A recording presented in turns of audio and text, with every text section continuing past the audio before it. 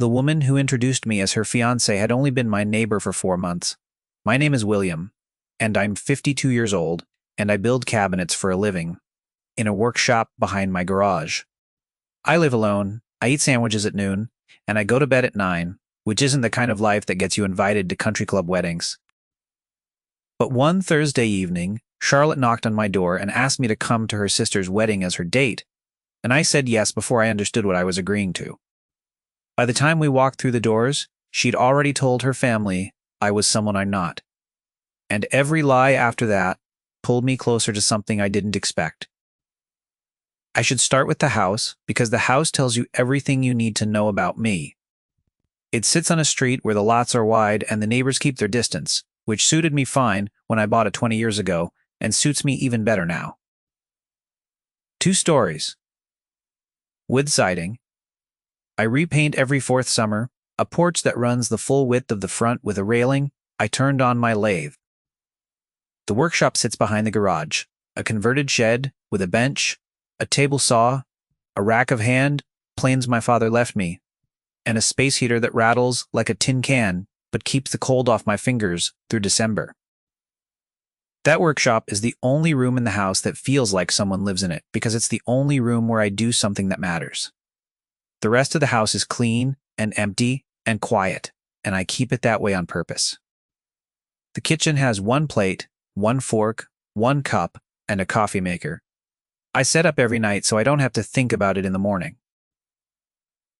The bedroom has a bed I build myself, a dresser with 3 drawers I use, and 2 I don't, and a nightstand with a reading lamp, and a book I've been reading for 6 months because I keep falling asleep after 2 pages.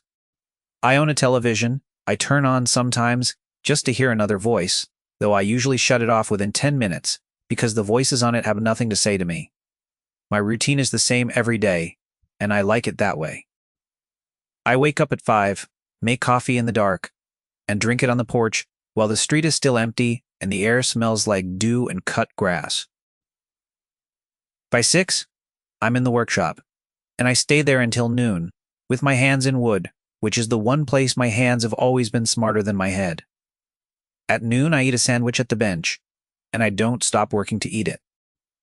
By 5, I shower the sawdust off, make something simple for dinner, and I'm in bed by 9 because my body is tired in a way that has nothing to do with age and everything to do with spending 30 years bending over a bench.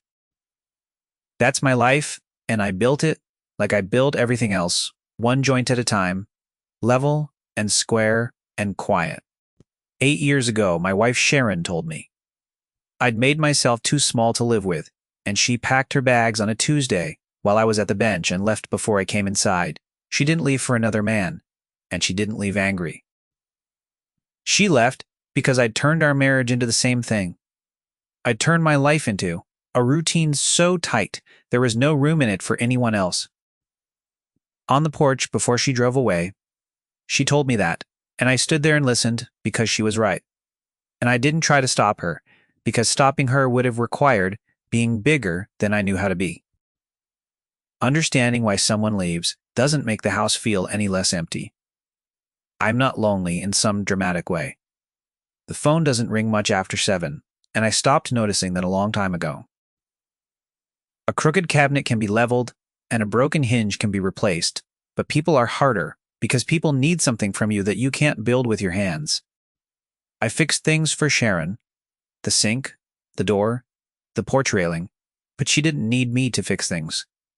She needed me to be there, to take up space, and I didn't know how to do that. So I stopped trying, and after a while I started calling it peace, because calling it what it actually was seemed like a thing I didn't have the energy to carry. The house next door had been empty for 4 months. Faye for sale sign leaning slightly in the yard.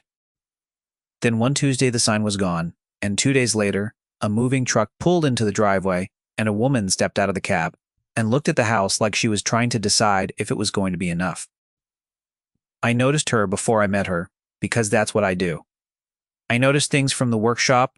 Through the window I keep cracked so I can hear the weather change. The moving truck took 3 hours to unload, and she directed every box with a voice that carried across both yards. Not loud, but clear. She wore paint-stained jeans and a flannel with the sleeves rolled past her elbows, and she carried boxes herself, which told me something about her before I ever spoke to her. She knocked on my door that first evening to return a package the mailman had left at her door by mistake. Her hair was black and pulled back, and she had dark eyes that moved fast and took in everything, and when she smiled, it felt like she'd been smiling at me for years. She said her name was Charlotte, she'd just moved from the city, and she wanted to start things off right. I told her I was William, I built cabinets, and the package was probably mine because I ordered sandpaper online, and the mailman always got our houses confused. At that she laughed a real laugh, and she said sandpaper was a very honest thing to order, and I didn't know what to say, so I said thank you. Over the next few weeks, she found reasons to be on my side of the fence. She brought me a plate of cookies she'd baked, and they were terrible, dry and flat, and tasting vaguely of salt where sugar should have been, and I ate every one of them at the kitchen counter because she'd made them with her hands and brought them to my door, and that meant something even if the cookies didn't. She asked about my work one afternoon while I was sanding a cabinet door, and I showed her how the grain moved when you ran your hand along it, how walnut looks like it's breathing under the finish. She listened like she actually cared, which caught me off guard, because most people ask about carpentry the way they ask about the weather, to fill a silence they're uncomfortable with. Some evenings she sat on her porch while I worked in the shop, and we talked across the fence about things that didn't matter, which was the only kind of talking I knew how to do. She told me about her cat, a tabby named Pete, who slept on her kitchen windowsill. She hummed when she gardened something low and tuneless that drifted over the fence and mixed with the sound of my playing on the wood, and after a while, the two sounds started to feel like they belonged together. I noticed that some evenings, her voice got thinner, and her laugh came a beat too late, like she was performing ease. For an audience of one, and I filed that away without knowing what it meant yet. I started looking for her car in the driveway when I pulled in after errands, and I caught myself doing it one afternoon and felt something shift in my chest that I hadn't felt in years. I hadn't looked for anything in a long time, because looking means wanting, and wanting means you have something to lose. I'd spent 8 years building a life where I didn't have anything to lose, and it took me about 4 months of Charlotte on her porch to realize that the life I'd built wasn't peace. It was just quiet and peace aren't the same thing, though I'd been calling them the same name long enough to almost believe it. One evening she mentioned her sister Eleanor was getting married in a few weeks. She said her family was complicated, and she laughed when she said it, but her fingers tightened on the fence rail and her eyes dropped to the grass for half a second. I didn't ask what she meant, because I've never been the kind of man who asks questions he isn't sure someone wants to answer. But I watched her walk back to her house, and I noticed her shoulders were higher than usual, and I thought about the way wood bends before it splits, how the stress shows in the grain before the break ever happens. 2 weeks before the wedding, Charlotte knocked on my door again. It was a Thursday evening, and I remember thinking that Thursday was becoming a day I didn't dread anymore. She stood on my porch in work clothes, a jacket over a t-shirt, and her hands kept finding each other, ringing and releasing and ringing again, which was something I'd never seen her do. Charlotte had hands that were always busy with purpose, pulling weeds, holding a coffee cup, gesturing when she talked. But tonight, her hands didn't know what to do with themselves. She asked if she could come in, and I said yes, and we sat at my kitchen table, which I'd never used for anything except holding my keys and the mail. She folded her hands in front of her and looked at them for a moment, and then she looked at me and told me about the wedding. Her sister Eleanor was getting married in 2 weeks at a country club, 3 hours south, and the whole family would be there, and her mother had been asking her for months who she was bringing. She told me her family was wealthy, in the way that makes people measure other people, by what they do and how much they make and where they went to school, and she'd spent her whole life feeling like she was being measured and coming up short. She told me about Roman, her ex-boyfriend, a man her father approved of and her mother adored, a man who wore the right clothes and checked every box her family cared about. They dated for 2 years, and Charlotte broke it off. Because Being with Roman felt like wearing a coat that fit perfectly but kept her cold. Roman would be at the wedding, and her mother would put them at the same table, and her father would make comments about how some women take longer to figure out what is good for them. She needed a date. Not just any date, but someone who could sit in a room full of people who measured you by your ambition and your net worth and not flinch. Someone steady. She looked at me when she said, "Steady," and she said I was the steadiest person she knew. I didn't perform anything. I didn't try to be anything. I wasn't. And that was what she needed beside her in that room, because she'd spent her whole life performing, and she was tired of it. I should have said no. I was 52 years old, and she was 28, and I built cabinets and ate sandwiches at noon and went to bed at 9, and I didn't belong anywhere near a country club wedding with people who measured you by things I didn't have. But she was sitting at my kitchen table, wringing her hands, and I recognized the look on her face because I'd seen it in the mirror for 8 years, the look of someone carrying something heavy, alone and not knowing how much longer they can hold it. I've never been good at watching someone carry something alone, and I told her yes. She exhaled like she'd been holding her breath for a month, and her shoulders dropped 2 inches, and she reached across the table and squeezed my hand once hard and said, "Thank you." Then she said there was one more thing, and she paused, and her fingers started ringing again. Saturday morning, I pulled my truck into her driveway at 6:30, the cab smelling like coffee from the thermos I'd brought. I'd ironed my one good shirt twice, a blue button-down I bought 3 years ago for a lumberyard dinner and hadn't worn since, and I'd pressed my khakis on the kitchen counter with a towel because I didn't own an ironing board. My boots were clean, which was the best I could do, and my hands were rough and calloused from 30 years of woodwork, the kind of hands that look wrong next to crystal and linen. I kept both hands on the wheel while I waited because I didn't know what else to do with them. She came out of her house at 6:40, and I almost didn't recognize her. The emerald dress fit her like it was made for her body, and her black hair was down and curled past her shoulders, and she looked like a different woman from the one who brought me terrible cookies in paint-stained jeans. She looked like someone who belonged in the world I was driving toward. And for a moment, I thought about putting the truck in reverse and going back to my workshop and pretending I'd never said yes. But she opened the passenger door and climbed in and smiled at me. And the smile was the same one she gave me across the fence, and that was what kept my hands on the wheel, instead of the gear shift. The drive was 2 hours south on a highway that cut through farmland and then hills, and in the enclosed cab of my truck, we talked more honestly than we ever had across the fence. She told me about her father, a real estate developer who treated every conversation like a negotiation, and every person like an investment he was evaluating. Her mother cared about appearances the way some people care about oxygen, and Eleanor was the golden child who had married a man her father picked and lived in a house her father bought. Charlotte had gone her own way, worked at a nonprofit that helped place foster kids with families, and her father called her job a hobby, which told me everything about him and nothing about her. She gave me the rules of the character I was playing, and they were simple. My name was William. I was her boyfriend. I worked in construction, and if anyone asked for details, I should keep it vague and let her fill in the gaps. I told her I could do vague because vague was my natural state, and she laughed at that, and the laugh was real again, and the cab felt smaller with her in it. I didn't mind the smaller, because the cab had been too big for one person for a long time. She looked at my hands on the wheel at one point, and she said I had good hands, and I didn't know what to do with that, so I adjusted my grip and watched the road. Nobody tells a man he has good hands, not a man whose hands are rough and cracked and stained with finish.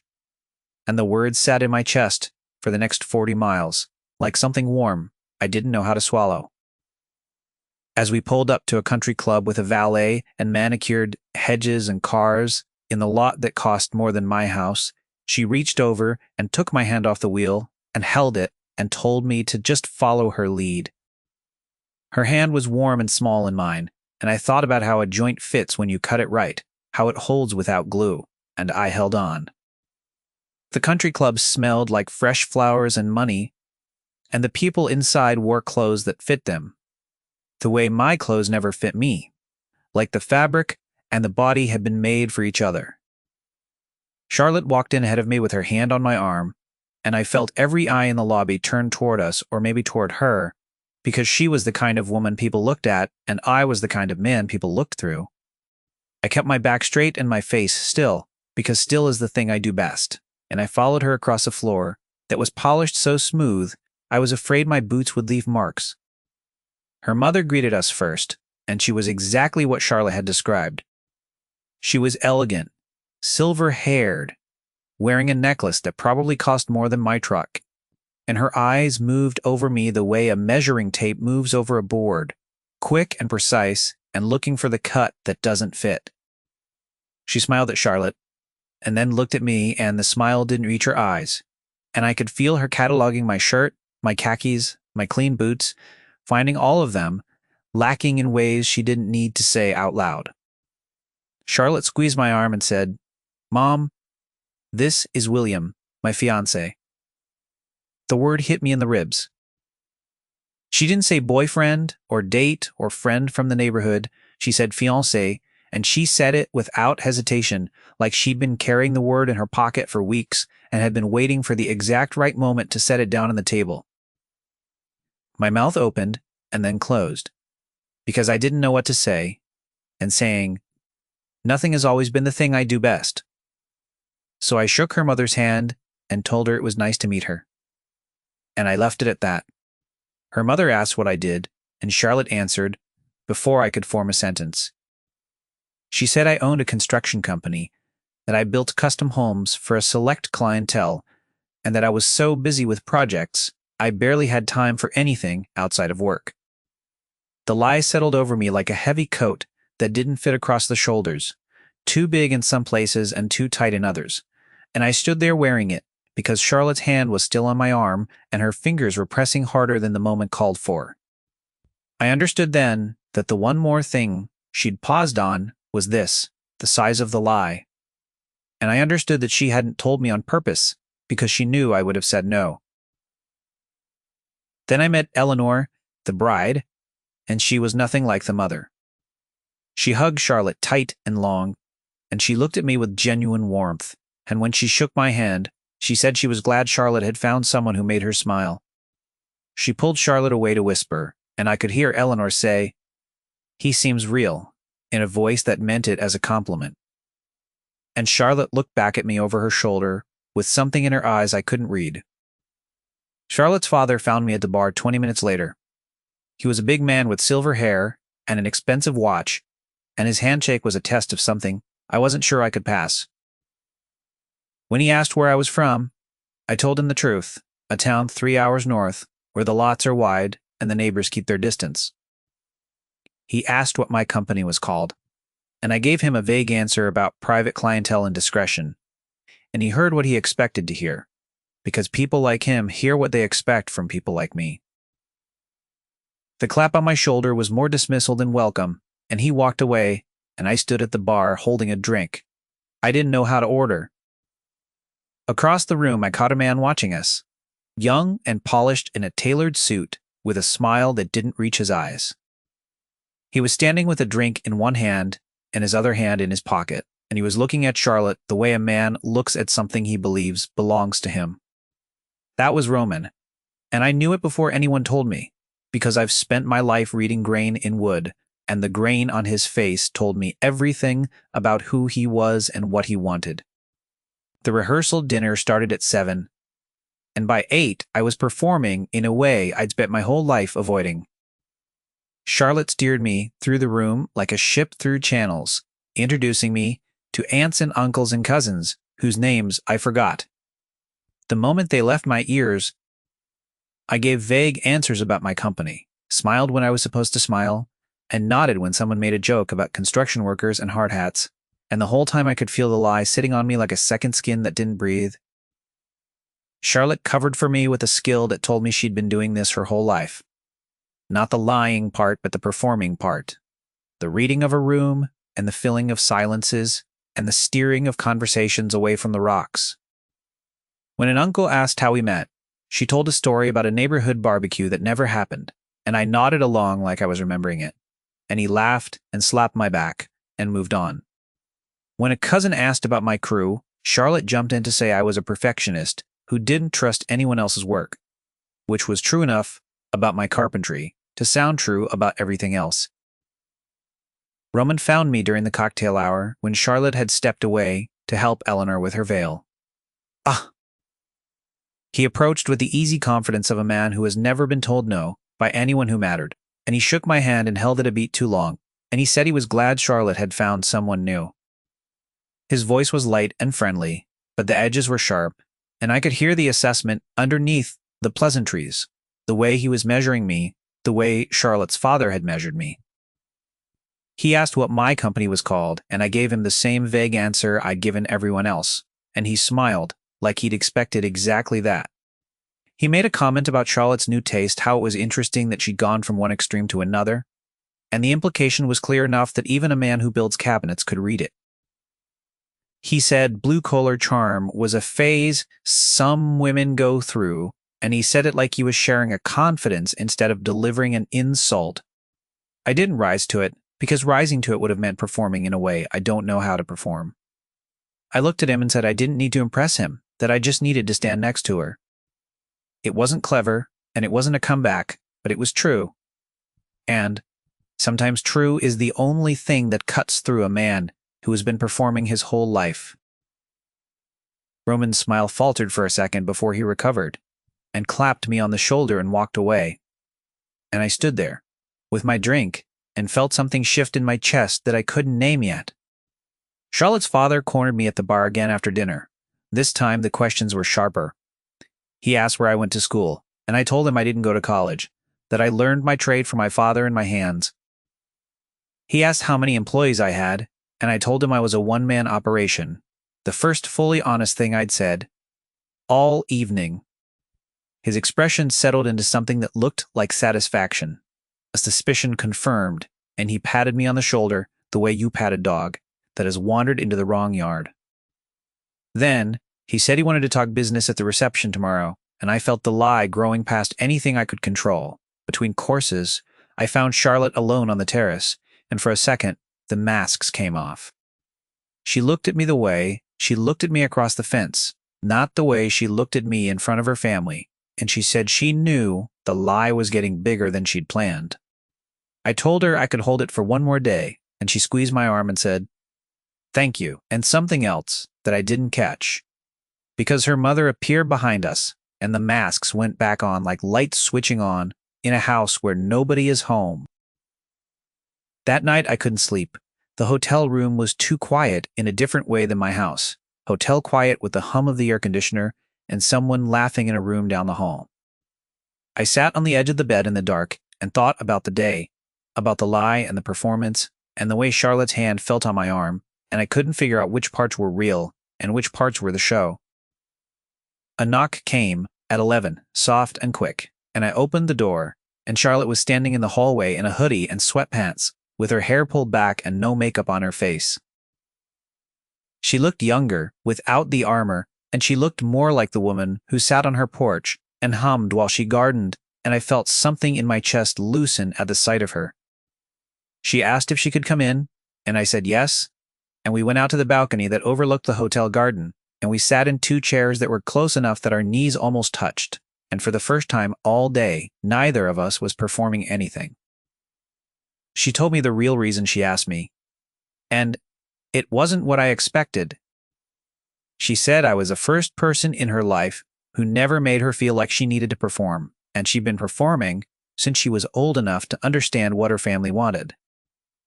The right schools, the right friends, the right boyfriend, the right career.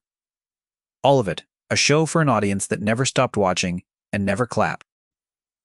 Roman was the last act of that show, a man her father picked because he checked every box, and she spent 2 years with him feeling like a coat that fit perfectly and kept her cold. She said that with me, across the fence, she could just sit and be quiet, and that was enough, and nobody in her family had ever let quiet be enough. I understood that in a way that surprised me, because I've spent years being quiet, and I thought quiet was the thing wrong with me, the thing that made Sharon leave, the thing that made my house too big for one person. I never thought someone would choose my quiet over the noise her family kept pushing, and I didn't know what to do with the fact that she had. She asked me why I lived alone, and I told her about Sharon, about the marriage that ended because I made myself too small to reach, about the 8 years of quiet I'd built around myself like a house with no doors. I said it plainly, without dressing it up, the way I would describe a joint that failed, because I cut it too tight. She didn't offer comfort in words, because she understood that words weren't what I needed.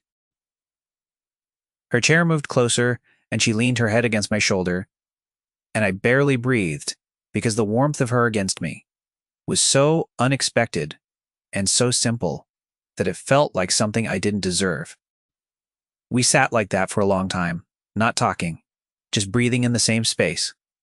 And the garden was dark below us, and the air was cool, and somewhere a fountain was running, and I felt something I haven't felt in years. It wasn't dramatic, and it wasn't a wave or a flood or any of the things people say about feeling something again.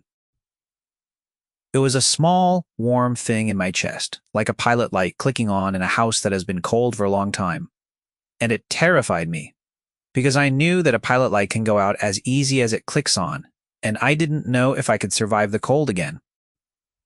The wedding day started with sunshine and a string quartet and 200 people in chairs on the lawn, and I stood beside Charlotte in a suit I didn't own and shoes she'd picked up at a store I would never walk into. The ceremony was beautiful in the way that expensive things are beautiful, polished and arranged, and I watched Eleanor marry a man who looked at her the way the script said he should, and I wondered if the whole family was just better at performing than I was. At the reception, I got better at the act, which scared me more than failing at it would have. I charmed an aunt with a story about wood grain, and she laughed and told Charlotte she'd found a keeper.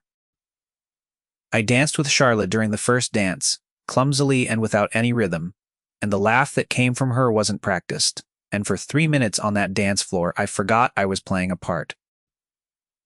But her father had been watching me all day, and I could feel his eyes on me like a level on a wall that isn't plumb, and I knew he was waiting for the moment to pull the pin. He found me after the toasts, and Roman was with him, and the two of them stood together like men who had agreed on something before they walked over. The father's voice was calm and measured when he said he'd done some checking, and there was no construction company registered to any William in my area, and he asked me directly what exactly I did and why his daughter was calling me her fiancé. I felt the ground shift under my feet the way a workbench shifts when one leg is shorter than the others, and I knew the lie was about to come apart. I looked across the room at Charlotte, and she saw it in my face because she knew my face by now, the real one under the performance, and she crossed the room in 6 steps and took my arm and redirected the conversation to the wedding flowers, to anything that wasn't me. Her voice was steady and her smile was practiced, and she pulled me away with a grip that told me she was holding on to more than my arm. But the father's eyes followed us, and Roman was smiling, the way a man smiles when he knows the next move is his. Roman found Charlotte alone when I went to the restroom, and I came back and saw them across the room. His head leaned close to hers, his hand on her elbow, and her face was tight and controlled in a way I'd learned to recognize as her armor going up. I didn't hear what he said, but I saw her shake her head once, sharp and final, and I saw him lean back with that smile that didn't reach his eyes. What I didn't know was that Roman had told Charlotte he knew the engagement was a lie, and he offered to keep her secret if she agreed to have dinner with him when they got back. She told him no, flat and cold, and he planted something before he walked away. He told her a man like me couldn't survive in her world, that I would shrink back into my quiet and leave her standing alone. She told him to leave her alone, and he did, but I could see the weight of his words in the set of her shoulders when she turned away. I misread the moment. I saw Roman leaning close to her, and her face tight and controlled, and I thought she was playing both sides, keeping me for the performance and him for the exit. I thought maybe her father was right, that I was a prop in a rebellion, a tool she picked up to make a point and would put down when the point was made. The thought hit harder than any insult Roman had thrown, because it turned the balcony and her head on my shoulder into something that might have meant more to me than it did to her. I almost left. The side door of the reception hall opened, and I crossed the parking lot to my truck, and my hand was on the door handle, and the engine was one turn away from taking me back to my workshop and my quiet and my life that didn't have anything to lose. For a long time I stood there, thinking about the balcony and her head on my shoulder and the pilot light clicking on in a house that had been cold for 8 years. I couldn't make myself open the door because leaving would have put the cold back, and I wasn't sure I could survive it a second time. I went back inside, but the truth had gotten there before me. Charlotte's mother had been watching Roman all evening, and she'd pieced together enough cracks to start asking her own questions, and by the time I walked back into the reception hall, the family was gathered in a corner and the energy had shifted. Charlotte's father stood in the middle of the group, with his arms crossed and his chin raised, and Roman stood behind him with the satisfied look of a man whose prediction had come true. And Charlotte stood at the edge, with her face white and still. The father told me, in a voice loud enough for the whole family to hear, that there was no construction company, that I wasn't a businessman, that I was a carpenter, who lived alone and built cabinets in a shed behind my garage. He said it the way you read a verdict, and every word landed like a nail-driven flush, and the family reacted exactly the way he wanted them to. The mother put her hand to her mouth and shook her head, and Roman's smile spread wider, and even Eleanor looked at the floor, because she didn't know what to do with a truth that made the whole performance collapse. Then the father said the thing that hit harder than all the rest. He said Charlotte had brought a nobody to make a point, and that I was just a tool she picked up to punish her family for caring about her. The words sat in my chest like a stone, because maybe he was right, maybe the balcony meant something different to her than it did to me. Maybe I'd let a pilot light convince me that a woman like Charlotte would choose a man like me for anything more than convenience. Charlotte was frozen. She stood at the edge of the group, with her hands at her sides and her mouth open, and she didn't correct the lie when it could have been controlled. And now, the truth was bigger than either of us, and she didn't know where to start. I looked at her and waited for her to say something, to tell her father that the balcony was real, that the quiet between us was real, that I wasn't a prop. She looked back at me, and I saw something in her eyes that I couldn't read, and the silence between us stretched until it broke.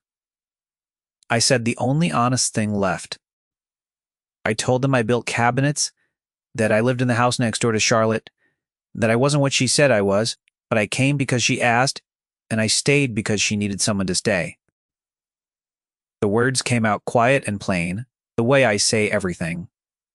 And I set my napkin on the table, and nodded to her father, and turned toward the door. Nobody stopped me, because nobody in that room had a reason to. And I walked out with the lie behind me, and the truth in my mouth, and nothing in my chest but the cold I thought I'd escaped. I was in the parking lot again, my hand on the truck door, when I heard the click of heels on asphalt behind me. I turned, and Charlotte was crossing the lot in the emerald dress, out of breath, her hair coming loose from the pins, and her eyes wet and bright in the overhead lights. She stopped 3 feet from me, and she didn't perform anything, because there was no audience here, just the two of us, and the asphalt, and the string quartet playing through the walls. She told me the truth, the real one. She said the only honest thing at that wedding was how she felt standing next to me, that the lie was for her family and the feeling was for me. And she'd tangled them together because she didn't know how to have one without the other. Her father's opinion didn't matter to her anymore, and Roman didn't matter. And what mattered was the man who sat on his porch and didn't make her perform, because he was the first person who made quiet feel like enough. I looked at her, and she wasn't the gorgeous neighbor anymore, not the woman in the emerald dress who made my house feel emptier just by standing in her yard. She was Charlotte, the woman who brought me terrible cookies and hummed while she gardened and leaned her head on my shoulder on a hotel balcony while a fountain ran in the dark below. I told her I didn't know how to do this because I'd spent 8 years building a life where I didn't have to, and she said she didn't know either, and that was the first fully honest thing either of us had said since we walked through those doors. I offered my hand, the rough one, the one with calluses and stain and 30 years of woodwork in the palm. She took it, and her fingers wrapped around mine and held on. And we stood in the parking lot of a country club that neither of us belonged in while the music played through the walls. The silence between us wasn't empty anymore, and it wasn't the silence I'd built my life around. This silence was full, the way a room is full when someone is in it.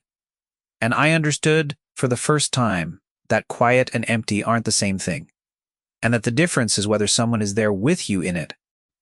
I drove her home with the windows down, and she fell asleep against the passenger window, and the pilot light in my chest clicked on again, small and warm and steady.